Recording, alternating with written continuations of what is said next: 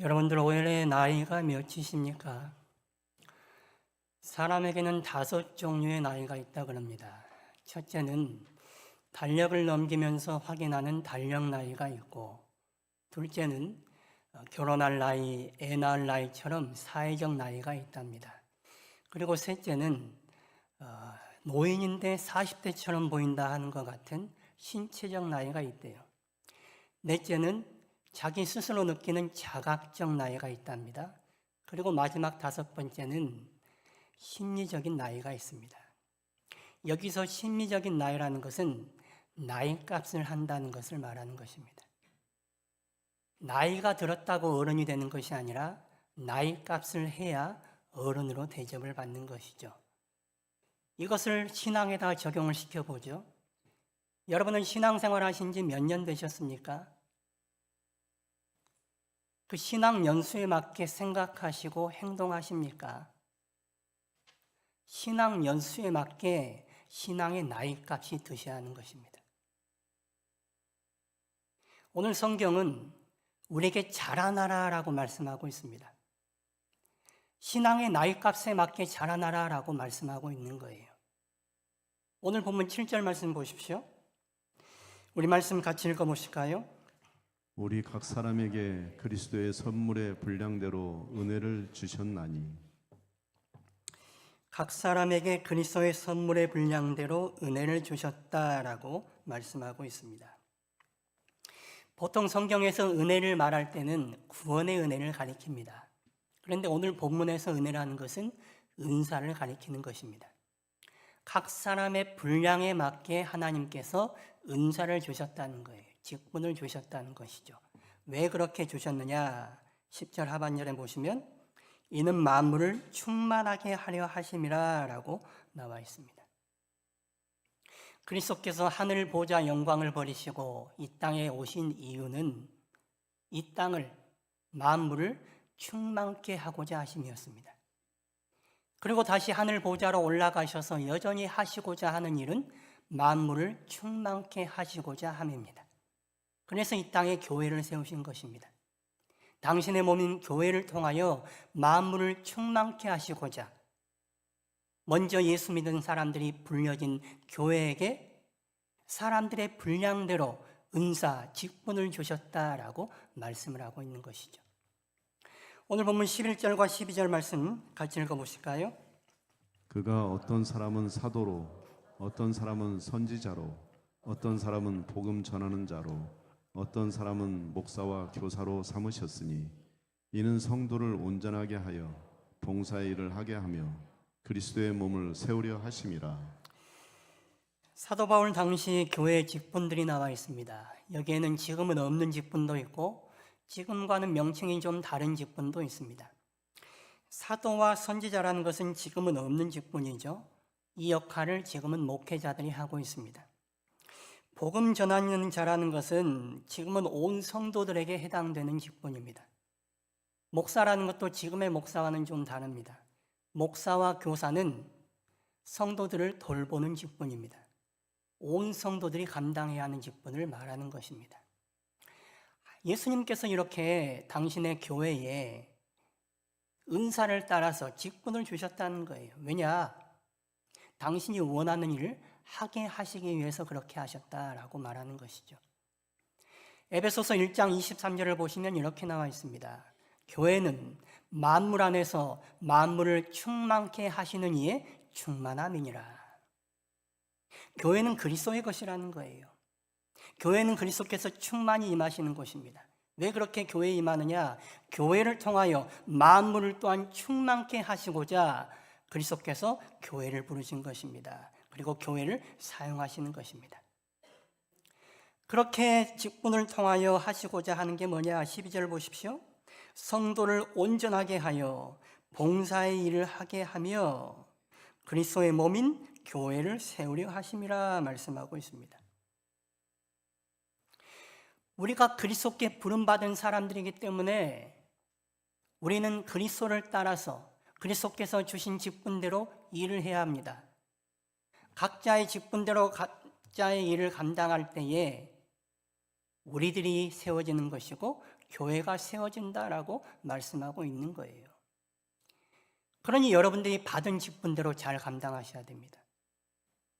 목회자는 성도들에게 말씀과 복음을 잘 전하고 가르쳐야 됩니다. 성도들은 말씀과 복음을 잘 듣고 잘 받아들여야 됩니다. 그래야 성도들이 온전해지는 것이죠. 또한 여러분에게 주어진 직분들을 잘 감당하셔야 됩니다. 봉사의 일을 하셔야 됩니다. 그래야 그리스도의 교회가 세워진다라고 말씀을 하고 있습니다. 주님께서 우리를 부르시고 각자에게 이렇게 은사, 직분을 주시고 교회를 세워가고자 원하십니다. 각자의 맡은 바대로 직분을 감당하기를 원하시고 또한 각자가 하기를 원하시는 일이 계속해서 말씀되어 있습니다. 13절 말씀 보십시오. 우리 13절도 같이 읽어보실까요? 우리가 다 하나님의 아들을 믿는 것과 아는 일에 하나가 되어 온전한 사람을 이루어 그리스도의 장성한 분량이 충만한 데까지 이르리니. 상반절에 보시면 우리가 다 하나님의 아들 예수 그리스도를 믿는 것과 아는 일에 하나가 되어 그렇게 나와 있습니다. 교회가 하나가 되어야 할 일은 우리 주 예수 그리스도를 믿는 것과 아는 것에 하나가 되어야 되는 거예요. 다른 것에는 하나 마음이 잘 모여지는데 예수 그리스도를 믿는 것과 아는 것에는 마음이 모이지 않으면 그건 교회가 아닙니다.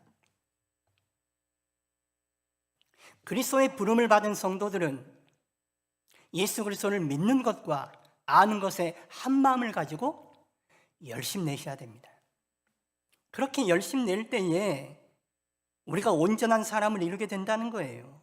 그리고 그리스도의 장성한 분량이 충만한 데까지 이르게 될 것이다 라고 말씀하고 있습니다. 장성한이란 말은 성숙함이란 말입니다. 우리가 그리스도의 장성한 분량이 충만한 데까지 이르러야 된대요. 우리가 그리스도의 성숙함의 분량까지 이르러야 된다라고 말하고 있는 것입니다.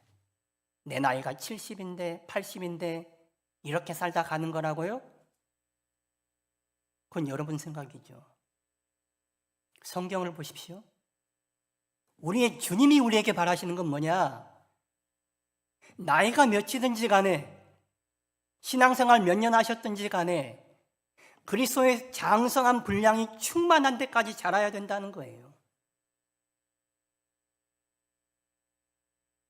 그리스도를 믿으십시오, 예수 믿으세요 하면 사람들이 보통 초신자나 불신자들에게 하는 말로 생각합니다. 그런데 오늘 본문 13절 다시 보십시오. 초반전에 이렇게 나오죠. 우리가 다 하나님의 아들 예수 그리스도를 믿는 것과 아는 일에 하나가 되어야 한다. 우리가 다. 여러분 예수 믿으십니까? 예수 잘 믿으십니까? 예수 아십니까? 예수님을 잘 아십니까? 믿는 것과 잘 믿는 것은 다릅니다. 아는 것과 잘 아는 것은 달라요. 우리가 믿죠. 그러나 잘 믿지 못하잖아요. 그러니 잘 믿으려고 애쓰셔야죠. 거기에 열심 내라는 겁니다. 우리가 예수님 알죠. 그런데 잘 알지는 못해요. 머리로는 아는데 경험한 바가 없어요. 경험해서 알라는 거예요. 자기의 경험에만 머물지 말고 계속해서 경험해서 알아가라는 거예요. 예수님을 더 알아가라는 것입니다. 어떻게 해서 예수님을 더 잘 믿고 더 알아가는데 한 마음으로 열심 내어야 된다라고 말하는 것입니다. 그럴 때 우리가 온전해진다라는 거예요. 그렇지 않으면 우리는 온전하지 않다는 것이죠. 주님 보시기엔 아직도 미약하다는 거예요. 우리가 예수 그리스도를 믿는데 아는데 열심 내서 그리스도의 장성한 분량이 충만한 데까지 이르러야 된다. 예수님이 우리에게 바라시는 것, 교회에 바라시는 것이 바로 그것입니다. 나는 되었다. 내가 교회에서 이렇게 무거운 직분을 맡고 있고 나는 신앙생활 한 지 몇십 년이 되었고 내가 모태신앙인데 나는 되었다. 성경에 그런 말 나와 있지 않습니다. 목사서부터 시작해서 모든 사람에 이르기까지 다 된 사람 아무도 없습니다. 열심 내시기 바랍니다. 예수님 아는 일에 믿는 일에 지금보다 더 열심 내셔야 됩니다. 그렇게 열심 낼 때에 어떻게 되느냐? 14절 보세요. 우리 14절도 같이 읽어볼까요? 이는 우리가 이제부터 어린아이가 되지 아니하여 사람의 속임수와 간사한 유혹에 빠져 온갖 교훈의 풍조에 밀려 요동하지 않게 하려 함이라. 우리가 그리스도를 믿는 것과 아는 일에 열심을 내어 온전한 사람이 되고 그리스도의 장성한 분량이 충만한 데까지 이르게 되면 어린아이가 되지 않는다는 거예요. 그래서 사람의 말이나 세상 풍조에 흔들리지 않는답니다. 여러분의 신앙은, 믿음은 흔들리지 않습니까? 신앙생활 몇십 년 하셨는데 흔들리지 않는 신앙입니까? 흔들리잖아요. 그러니 예수 그리스도를 더 붙잡고 살아가셔야죠. 믿는 일에 더 열심 내셔야죠. 아는 일에 더 열심 내며 살아가시라는 거예요. 그럴 때 우리가 어린아이가 되지 않는다라고 말하고 있습니다. 성인아이라는 말이 있습니다. 몸은 다 컸는데 생각하는 거나 행동하는 게 어린아이와 같다는 거예요. 이 성인아이가 가정을 이루면 그 가정은 반드시 힘들어집니다. 가장이나 또는 부모 모두가 성인아이면 그 집에는 다 어린아이들만 있는 것입니다. 그러니 집이 어려워지는 것이죠. 우리 신앙생활도 교회도 마찬가지. 교회에 어린아이들만 있어서는 안 됩니다. 성인아이만 있어서는 안 돼요. 몸은 크고 신앙 연수는 오래되고 그래서 교회에서 무거운 직분도 맡았는데 다 어린아이만 있으면 안 된단 말이에요. 교회가 힘들어져요. 어려워져요. 그래서 우리는 예수 그리스도를 믿는 것과 아는 것에 열심 내며 살아가셔야 됩니다. 교회에서 우리가 알아야 할 것은 다른 거 아니에요. 가장 기본적인 것, 그거 하나 잘하면 되는 거예요. 예수 잘 믿는 것, 예수 제대로 아는 것. 그런데 사람들은 이거 잘하고 있다 생각해요. 그런데 예수 잘 믿는데 우리는 왜 흔들립니까? 예수님을 잘 아는데 왜 우리는 예수님이 원하시는 삶을 살지 못하는 것입니까? 우리가 예수 잘못 믿고 있고 잘 알지 못한다는 방증 아닙니까? 그러니 우리가 열심 내야 할 것, 우리가 한 마음으로 힘써야 할 것은 바로 예수님을 믿는 것과 예수님을 아는 것이다 라고 말하고 있는 것입니다. 2007년 아카데미 최우수 조연상을 받은 앨런 아킨이라는 배우이자 음악가가 이런 말을 했습니다. 사람은 성장하거나 퇴락하거나 둘 중 하나이다. 그 중간은 없다. 가만히 멈춰 있다면 그것은 퇴락하고 있는 것이다. 히브리서에도 이런 말씀이 나와요. 히브리서 10장 38절 39절 말씀 같이 읽어보실까요? 나의 의인은 믿음으로 말미암아 살리라. 또한 뒤로 물러가면 내 마음이 그를 기뻐하지 아니하리라 하셨느니라. 우리는 뒤로 물러가 멸망할 자가 아니요 오직 영혼을 구원함에 이르는 믿음을 가진 자니라. 우리의 믿음은 계속해서 성장해 가야 된다는 거예요. 예수 그리스도를 향해서 나아가야 된다는 것이죠. 그렇게 예수 그리스도를 향하여 나아가는 것이 멈춰 있으면 뒤로 물러가는 거예요. 퇴락하고 있다는 것입니다. 그래서 우리는 계속해서 예수 그리스도를 믿는 것과 아는 일에 열심 내며 살아가야 하는 것입니다. 모 침대 광고 카피처럼 흔들리지 않는 편안함, 우리 신앙에도 이런 게 있으면 얼마나 좋겠습니까? 흔들리지 않고 좀 편안한 신앙이 되면 좋겠는데 우리에게 신앙은 있지만 늘 흔들립니다. 그러니 우리는 예수님을 더 잘 믿고 더 아는데 열심 내며 살아가셔야 돼요. 그래야 흔들리지 않는 신앙이 되는 것입니다. 사람의 말에 세상의 것에 흔들리지 않고 어떤 상황에서도 예수님 안에서 편안한 신앙생활을 삶을 살아갈 수 있는 것입니다. 그러니 예수님 더 잘 믿고 예수님 더 알아가는 일에 열심 내라고 권면하고 있는 것이죠. 우리가 어떻게 하면 예수님을 더 알고 믿고 그리스도의 장성한 분량에 이르기까지 자라날 수 있을까? 오늘 성경은 구체적으로 이렇게 우리에게 말씀하고 있습니다. 15절 말씀 보십시오. 우리 15절도 같이 읽어볼까요? 오직 사랑 안에서 참된 것을 하여 범사에 그에게까지 자랄지라. 그는 머리니 곧 그리스도라. 오직 그리스도의 사랑 안에서 참된 것을 하여, 그렇게 나와 있습니다. 그리스도의 사랑 안에서 참된 것, 참된 생활을 할 때에 그에게까지 자라갈 수 있다고 말하고 있는 거예요. 우리가 예수님을 사랑하잖아요.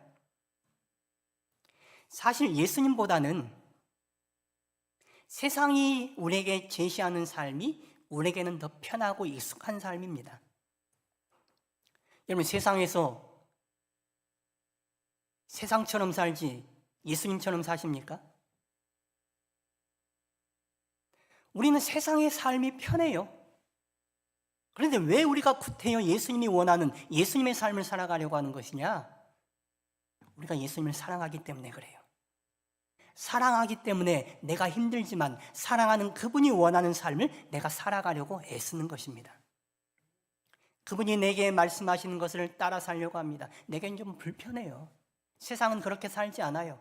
세상과 다른 삶이라 내가 제대로 사는지 가끔은 헷갈리는 거예요.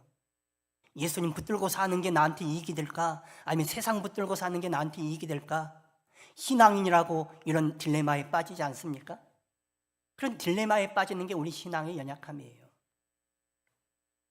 그러나 우리가 예수님의 말씀, 예수님이 원하시는 참된 삶을 살아가려 하는 이유는 예수님을 사랑하기 때문이죠. 그 예수님의 사랑 안에서 예수님이 원하시는 참된 삶을 살아갈 때에 우리가 그리스도에게 이를 때까지 자라게 된다라고 말씀하고 있습니다. 15절 가운데 부분에 보시면 이렇게 나오죠. 범사에 그렇게 하라는 거예요. 범사에 그에게까지 자랄지라 말씀하고 있습니다. 우리 신앙은 주일날 이 예배당에 와서만 하는 것이 아닙니다. 성도들의 문제가 왜 발생하는지 아십니까?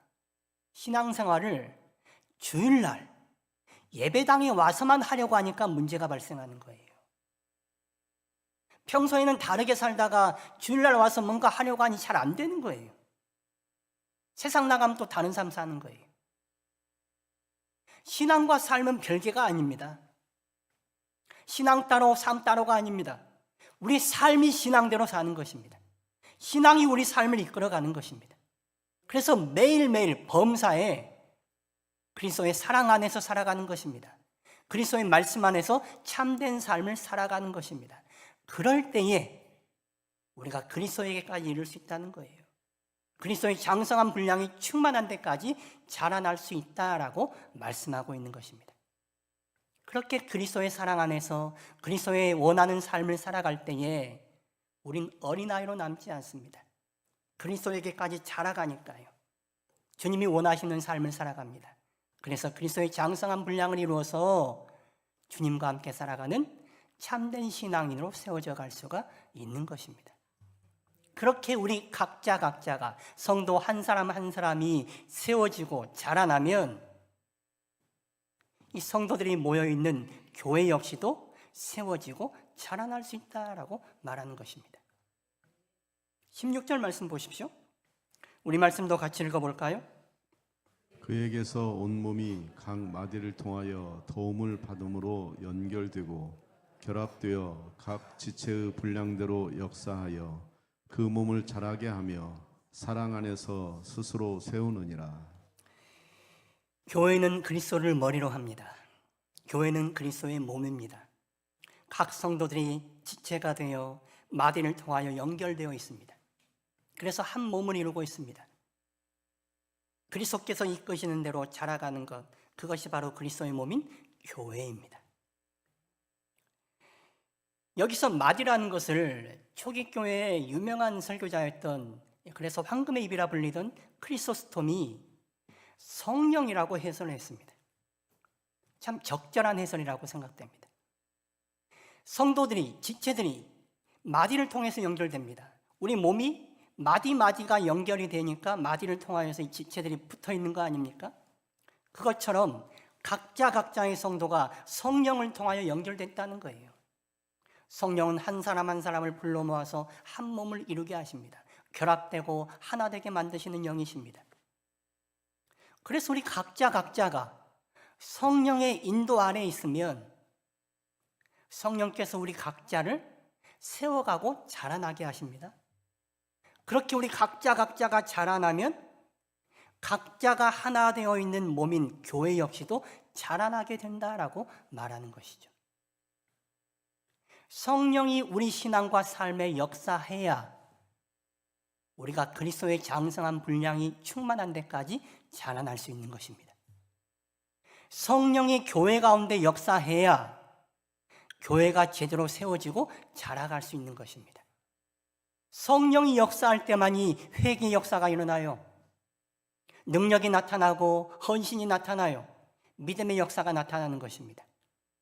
우리를 부르신 성령께서 우리를 주관해 가시도록, 우리를 세워가고 자라가게 하시도록 우리는 성령을 따라 살아가야 합니다.